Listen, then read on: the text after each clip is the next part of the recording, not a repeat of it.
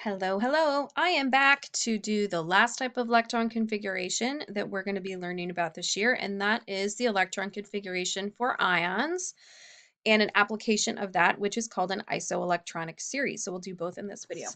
Okay, so here we are asked to write the electron configuration for the ion fluorine -1, remembering that for substances, ions that have a negative charge, that means they have additional electrons, they've gained electrons.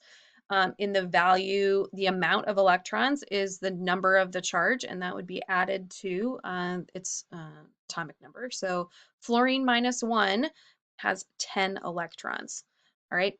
Now, if it's a positively charged ion, then you'd subtract that number from the atomic number. Okay, so I am going to place here 10 electrons. So let's make sure that I'm placing 10 electrons. So I'm going to do fluorine -1. I'm going to use my filling chart again and place, like I said, 10 electrons. So it's 1s2, 2s2, and then I need 6 more, and those are going to go in the 2p orbital. All right, so 2, 4, and 10. All right, so this is the electron configuration of fluorine. All right, now this makes sense that a lot of times when we're forming ions, most of the time they're going to lose or gain electrons to have a full valence shell of 8. And the elements that have full valence shells are typically noble gases, right?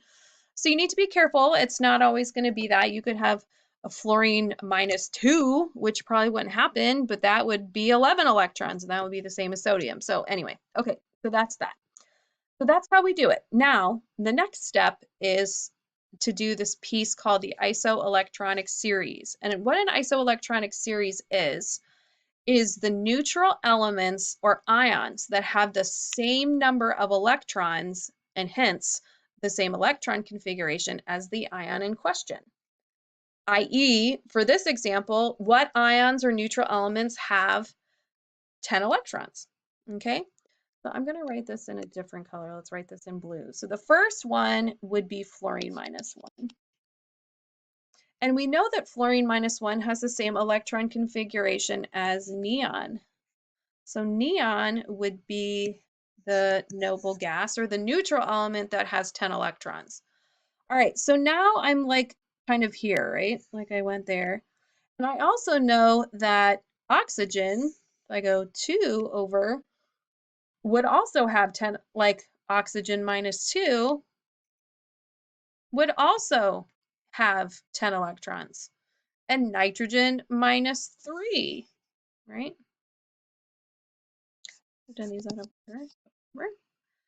Actually, that just gets on my nerves. Oh, sakes. Just rewrite this. All right, so we did neon, we did fluorine -1, oxygen -2, and nitrogen -3. Now, there's also some positive ions that would lose electrons to form a cation. So now I'm going to go down a row and look over here.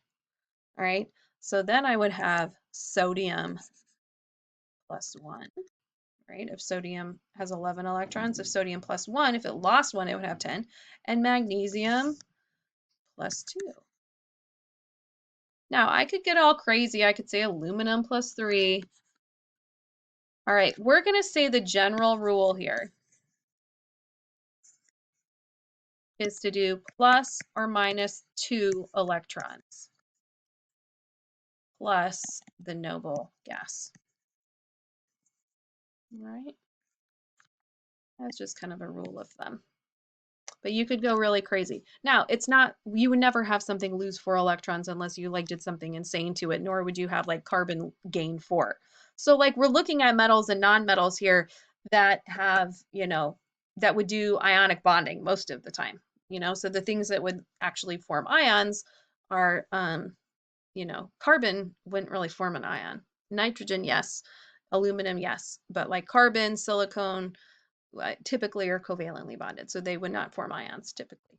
Okay, and that's these series of elements and ions form what's called an isoelectronic series. And so there's a couple of ways we could ask that. What are the elements or ions that have 10 electrons? What are the elements or ions that have the electron configuration 1s2, 2s2, 2p6? What ions have the same electron configuration as a noble gas, right? So these are all ways we could ask you about isoelectronic series.